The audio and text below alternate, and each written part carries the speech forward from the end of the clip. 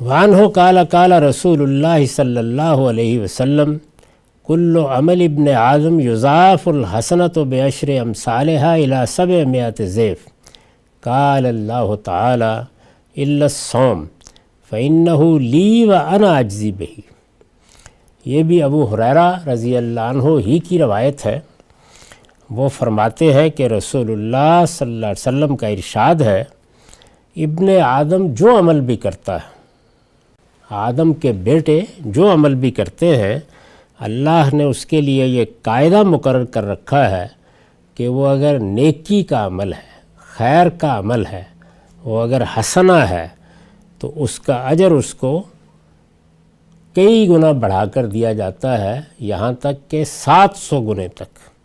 یعنی ایسا نہیں ہے کہ ایک نیکی کی ہے، خیر کا ایک کام کیا ہے تو بس اس کے مقابل میں اتنا ہی اجر ہو، جیسے کہ برائی کے بارے میں یہ قاعدہ ہے کہ اس کا اگر کوئی انسان کو بھگتان بھگتنا ہے یا اس کی کوئی سزا اس کو دی جائے گی تو وہ بالکل برائی کے لحاظ سے ہوگی، یعنی برائی اپنی کمیت کے لحاظ سے بھی، اپنی کیفیت کے لحاظ سے بھی، جو اس کی مقرر جزا ہے یا مقرر سزا ہے وہ مل جائے گی۔ لیکن نیکی اور خیر کے معاملے میں یہ ہے کہ 10 گنے سے لے کے 700 گنے تک، بعشر امثالہا الی 700 ضعف۔ تو یہ اللہ کی بڑی عنایت، بڑا کرم ہے۔ اللہ تعالیٰ کے یہی افضال و عنایات ہیں کہ جن کی کوئی حد نہیں ہے۔ یعنی کوئی انفاق کیا ہے، روزہ رکھا ہے، کوئی خیر کا کام کیا ہے، کسی کی کوئی خدمت کی ہے، تو نیکی کا جو کام بھی کیا جائے یہ فرمایا ہے کہ اس کی جزا 10 گنے سے لے کر 700 گنے تک ملتی ہے۔ یہ جو فرمایا کہ 10 گنے سے لے کے 700 گنے تک، تو ظاہر ہے کہ نیکی کی نوعیت کیا تھی، کن حالات میں کی گئی، اس کے محرکات کیا تھے، نیت کیا تھی، خود آدمی کی نیکی کرتے وقت کیفیت کیا تھی، اس کا محل کیا تھا، کس موقع پر کی گئی، یہ ساری چیزیں ہیں جو اجر میں اضافے کا باعث بن جاتی ہیں۔ تو اس لیے یہ فرمایا ہے کہ 10 گنے سے لے کر 700 گنے تک نیکی کا اجر ملتا ہے۔ اس کے بعد وہ روایت کرتے ہیں کہ اللہ تعالیٰ کا ارشاد ہے، یہی وہ چیز ہے جس کو ہمارے ہاں اصطلاح میں حدیث قدسی کہا جاتا ہے، یعنی اللہ تعالیٰ نے کوئی بات رسالت مآب صلی اللہ علیہ وسلم کو بتائی اور اللہ تعالیٰ ہی کی طرف سے اس کو بیان کر دیا گیا۔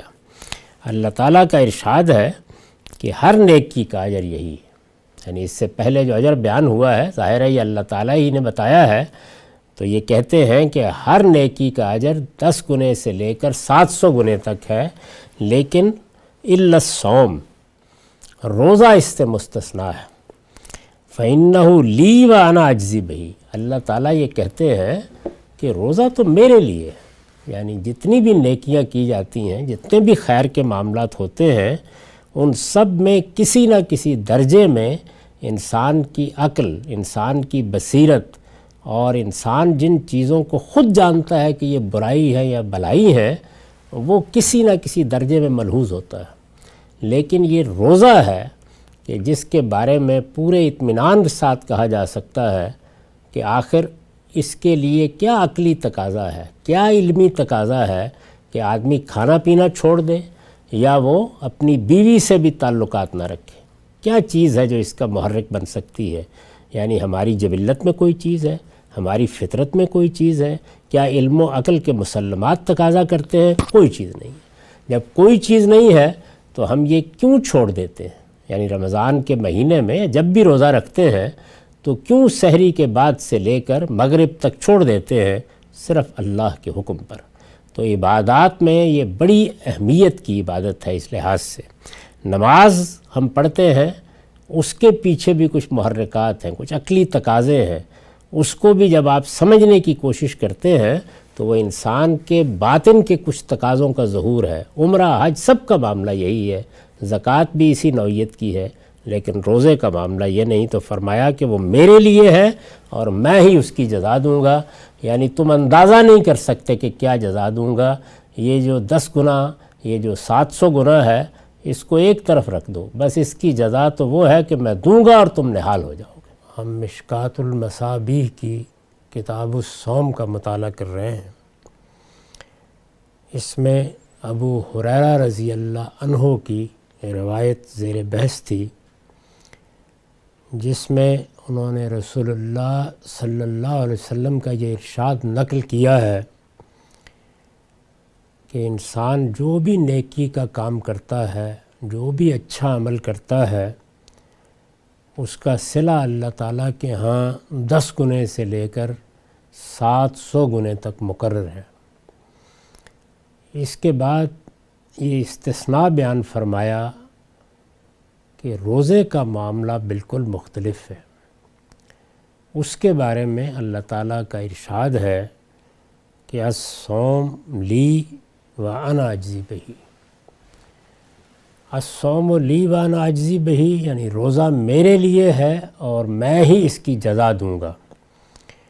میں نے یہ عرض کیا تھا کہ یہ اس لیے ہے کہ دین میں جتنے ایجابی یا سلبی احکام ہیں، یا دوسرے لفظوں میں کہیے جتنے اوامر و نواہی ہیں، ان سب کے پیچھے عقلی مقدمات، فطری مقدمات یا ایسی چیزیں ہوتی ہیں کہ جو کسی نہ کسی درجے میں انسان کے دائرہ علم یا دائرہ اختیار میں آتی ہیں۔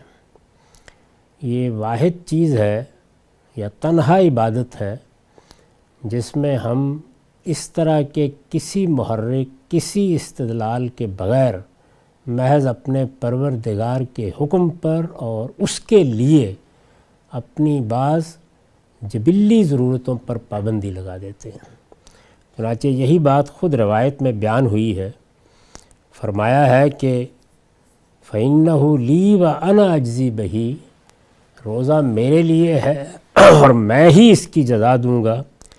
یدو شہوتہ و طعامہ من اجلی، اس لیے کہ بندہ جب روزہ رکھتا ہے تو وہ اپنی شہوت کے تقاضے بھی پورے کرنے سے رک جاتا ہے اور کھانا پینا بھی چھوڑ دیتا ہے صرف میرے لیے، من اجلی۔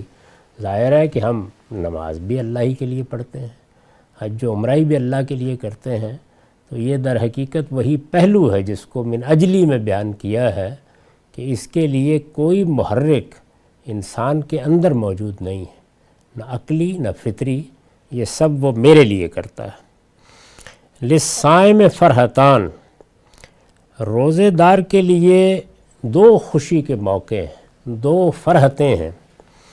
فرحت عند فطر، ایک وہ راحت، وہ فرحت، وہ خوشی جو اسے افطار کے وقت حاصل ہوتی ہے، یعنی وہ اپنے پروردگار کے لیے اپنی شہوت پر پابندی لگاتا ہے، کھانا پینا چھوڑ دیتا ہے، اور یہ چونکہ جبلی تقاضے ہیں تو یہ اندر سے زور کرتے ہیں، اس کے باوجود ان کی طرف قدم نہیں بڑھاتا، اس کے باوجود اپنے آپ کو روکے رکھتا ہے، اور پھر اس کے بعد وہ وقت آ جاتا ہے کہ جب سورج غروب ہوتا ہے اور یہ اعلان کیا جاتا ہے کہ اب روزے کھولے جا سکتے ہیں، تو یہ گویا اس کے پروردگار کا اعلان ہوتا ہے۔ وہ اس موقع کے اوپر جب روزہ کھولتا ہے اور اس طرح سے اس آزمائش سے نکلتا ہے تو اسے فرحت حاصل ہوتی ہے دونوں پہلوؤں سے، یعنی ایک تو جبلی پہلو ہے، انسان نے اگر کھانا پینا چھوڑا ہوا ہے اور انسان نے اگر اپنی بعض جبلی چیزوں پر پابندی لگائی ہوئی ہے تو پابندی اٹھنے کی خوشی ہوگی ہر شخص کو، فرحت ہوگی، اور دوسری جانب یا دوسری جہت سے یہ بھی کہ میں نے اپنے پروردگار کے حکم پر یہ دن گزار دیا، یعنی اس میں مجھ سے کوئی غلطی نہیں ہوئی، میں اپنی طرف سے حدود سے کوئی تجاوز نہیں کر بیٹھا، تو دونوں چیزوں کی خوشی ہوتی ہے۔ میرے اوپر اللہ تعالیٰ نے ایک عبادت لازم کی تھی، یہ اس کی اطاعت کا اظہار تھا، اور میں اس اطاعت کے حکم پر پورا اترا، اور اب میرے لیے راستہ کھل گیا، اب میں اپنے جبلی تقاضوں کے مطابق کھا پی سکتا ہوں، اپنی شہوت پوری کر سکتا ہوں۔ فرحت عند فطر، اور فرمایا و فرحت عند لقاء رب، اور دوسری فرحت اس وقت حاصل ہوگی جب وہ اپنے پروردگار سے ملاقات کرے گا۔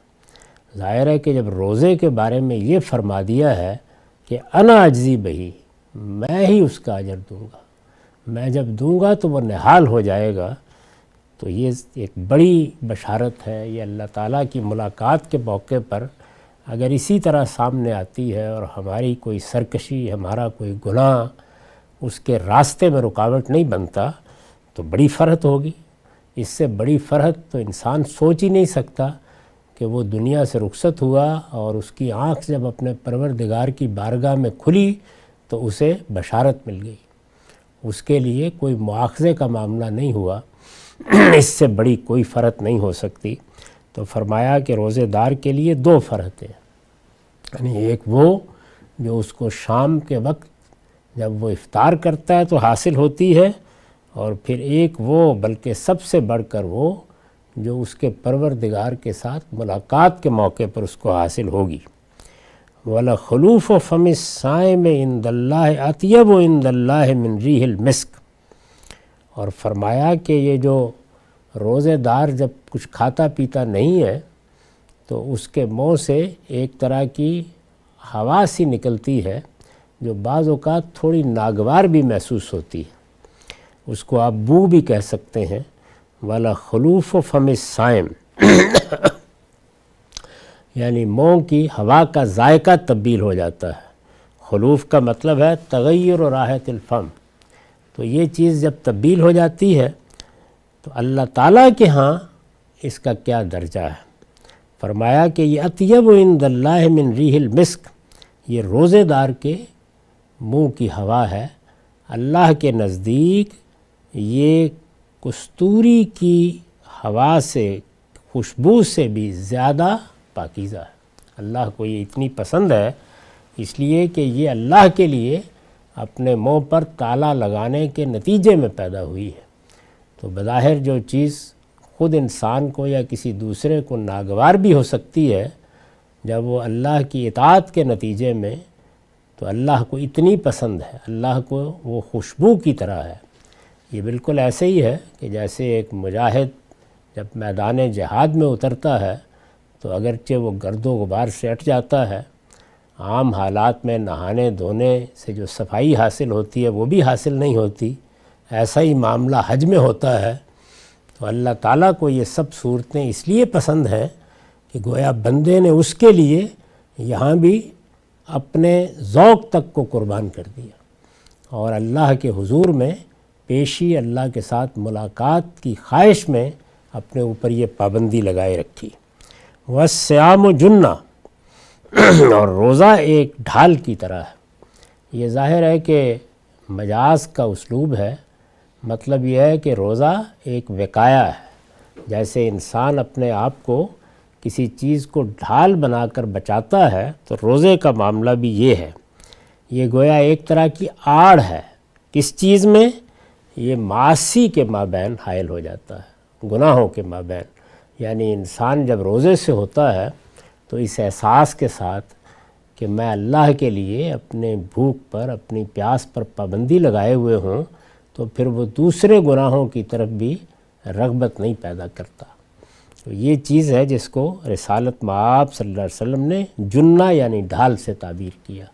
اگر فی الواقع آدمی صحیح شعور کے ساتھ روزہ رکھے تو اس میں کوئی شک نہیں ہے، جس طرح نماز ہے، نماز 5 وقت جب انسان پڑھتا ہے تو قرآن مجید نے بیان کیا ہے کہ تنہا عن الفحشاء والمنکر، تو یہ ایک احساس ہوتا ہے انسان میں کہ مجھے مسجد میں جانا ہے، مجھے اپنے پروردگار کے حضور میں کھڑے ہونا ہے، اس کے کچھ آداب ہیں، مجھے وضو کرنا ہے، اگر کوئی دوسری صورت لاحق ہے تو غسل کرنا ہے۔ تو یہ چیز محض نماز کی تیاری کے پہلو سے بہت سی برائیوں کے لیے حجاب بنتی ہے۔ تو روزہ تو گویا پورا کا پورا دن ہے، اور اگر مجموعی اعتبار سے دیکھیں تو اس کی راتیں بھی اسی طرح آدمی کے لیے گناہوں سے بچنے کا ذریعہ بن جاتی ہیں۔ تو وَالصِّيَامُ جُنَّةٌ وَإِذَا كَانَ يَوْمُ صَوْمِ أَحَدِكُمْ فَلَا يَرْفُثْ وَلَا يَصْخَبْ فَإِنْ صَابَّهُ أَحَدٌ أَوْ قَاتَلَ فَلْيَقُلْ إِنِّي امْرُؤٌ صَائِمٌ۔ یہ اسی کی وضاحت کی ہے، یعنی روزہ ایک ڈھال کی طرح ہے، اس کی وضاحت فرمائی ہے کہ جب کوئی آدمی روزے سے ہو، روزے کے دن اس کو چاہیے کہ وہ کوئی شہوت کی بات نہ کرے۔ گویا یہ نہیں ہے کہ صرف بیویوں سے ملاقات نہیں، بلکہ اس طرح کے تمام رجحانات پر بھی پابندی لگانی چاہیے۔ وہ کوئی شہوت کی بات نہ کرے، کوئی ہذیان نہ بکے، اور اگر کوئی اس کے ساتھ گالم گلوچ پر اتر آئے یا لڑنا چاہے تو یہ کہہ کر خاموش ہو جائے کہ ان نمرن صائم، میں روزے سے ہوں۔ یعنی گویا اس طرح روزے کو کسی برائی کے لیے ڈھال بنا دے، حجاب بنا دے۔ جب کوئی دوسرا شخص یہ ترغیب دے یا ماحول میں کوئی ترغیب ہو تو وہ اپنے باطن سے بھی یہی کہے، اور اگر ظاہر میں ضرورت ہو تو اس وقت بھی یہی کہے کہ بھائی تم اگر گالم گلوچ پر اتر آئے ہو یا تم لڑنا چاہتے ہو یا تم مجھے کسی بری چیز کے لیے برانگیختہ کر رہے ہو تو میں اس سے انکار کرتا ہوں، اس لیے کہ میں روزے سے ہوں۔ یعنی میں نے اپنے پروردگار کے لیے اور اپنے پروردگار کی اطاعت کے جذبے سے اپنے اوپر پابندیاں لگائی ہوئی ہیں۔ جب میں اس کے حکم کے امتثال میں کھا پی نہیں رہا اور اپنی جائز ضرورتوں کو بھی پابند کیے بیٹھا ہوں تو میں اس طرح کی غلطی کیوں کروں؟ اس کا یہ مطلب نہیں ہے کہ عام دنوں میں انسان یہ غلطیاں کرتا رہے۔ یہ تو روزہ ہے ہی اس لیے کہ انسان کے اندر تقوی کی خو پیدا ہو جائے، تقوی کی صفت پیدا ہو جائے۔ یعنی ایک طرح سے جیسے ہم کسی کی تربیت کرتے ہیں، اگر آپ دیکھیں تو سارے انسانوں کے ساتھ یہی معاملہ ہے۔ یعنی آپ میدان جنگ میں اترنا چاہتے ہیں تو تربیت، آپ کوئی خدمت انجام دینا چاہتے ہیں تو تربیت، آپ کسی علم اور فن کو سیکھتے ہیں تو تربیت، تو ہر جگہ آپ کو اس سے گزارا جاتا ہے۔ تو ہمارے دین میں کس چیز کے لیے تربیت کرنی ہے؟ تقوی کے لیے، یعنی اللہ کے حدود کی پابندی کرنے والے بن جائیں، اللہ تعالیٰ کے احکام کے پیرو بن جائیں، اللہ کے اوامر و نواہی کے سامنے سر تسلیم خم کرنے والے بن جائیں۔ یہ چونکہ روزے کا بلکہ پورے دین کا مقصد ہے، تو روزہ اس کے لیے ہماری تربیت کرتا ہے۔ یعنی روزے کا مقصد ہی یہ ہے کہ انسان کے اندر یہ چیز راسخ ہو جائے کہ وہ ایک اللہ کا بندہ ہے اور اس کے کسی امر کے سامنے اس کے لیے سرتابی کی کوئی گنجائش نہیں ہے۔ وہ کہے کہ ان نمرن صائم، کہ بھائی میں تو روزے سے ہوں، اور روزے والا کبھی گالی نہیں دیتا، کبھی ہذیان نہیں بکتا، کبھی واہی تباہی کوئی بات نہیں کرتا، کبھی شہوت کی کوئی باتیں نہیں کرتا۔ یہ ظاہر ہے کہ ہر شخص کے لیے تنبیہ ہے کہ روزہ رکھا ہوا ہے تو اپنی زبان پر بھی کنٹرول کرے اور اپنے تمام اعمال کو اللہ تعالیٰ کے حضور میں جواب دہی کے احساس کے ساتھ انجام دے۔